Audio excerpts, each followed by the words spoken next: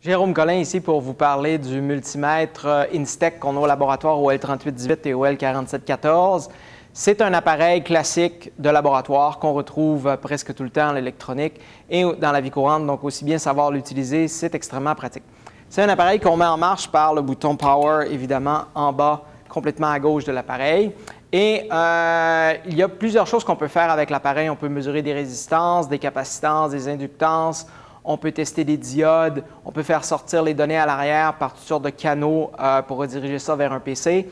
Mais nous, on va se contenter uniquement de deux modes qui nous intéressent pour les besoins qu'on a et qui sont nettement suffisants et qui sont très importants de toute façon et suffisants en général dans la vie courante. Donc, le premier, c'est d'être capable de mesurer des tensions continues. Donc, pour mettre l'appareil en marche, on va appuyer sur le bouton VDC, qui est le premier en haut complètement à gauche. Et avec ce mode-là, on va être capable de mesurer n'importe quelle tension continue. Donc, si on a par exemple ici une pile sèche de 9 volts carré, on est capable de venir placer les sondes sur les bornes et de mesurer que la pile, par exemple, dans ce cas-ci, nous offre 9,2 volts de voltage en sortie. Donc, ça, c'est un cas classique d'utilisation d'une mesure à tension continue.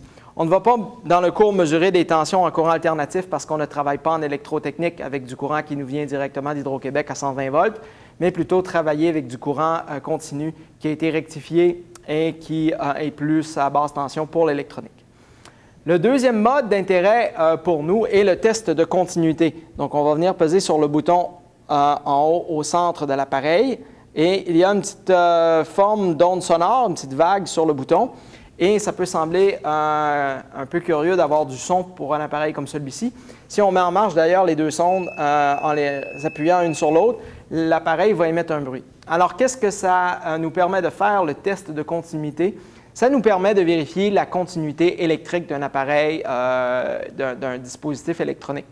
Donc, par exemple, si on est dans un cas d'un microprocesseur qui désire envoyer un signal ou recevoir un signal d'un capteur à l'extérieur, on doit être capable de s'assurer que le fil et l'ensemble des traces du circuit imprimé, des broches du microcontrôleur et le circuit du capteur sont bel et bien connectés ensemble de façon électrique. Donc, à ce moment-là, ça veut dire le passage continu de métal, du signal dans le métal impliqué.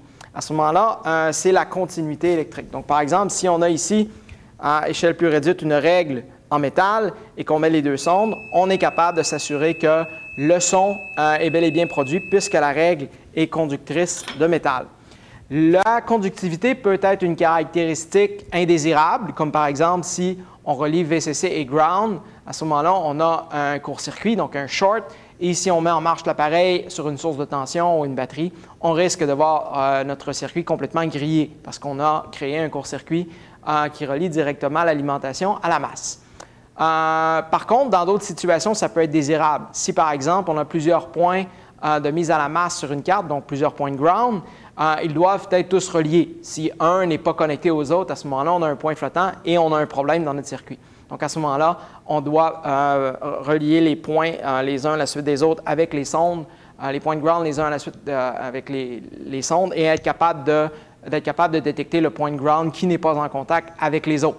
Donc, selon les situations, la continuité électrique est désirable ou indésirable. Alors, ça peut être très utile pour vérifier les câbles qu'on a sertis, des soudures qu'on peut soupçonner d'être froides ou non complétées, ou des situations très courantes qui se produisent avec n'importe quel montage électronique.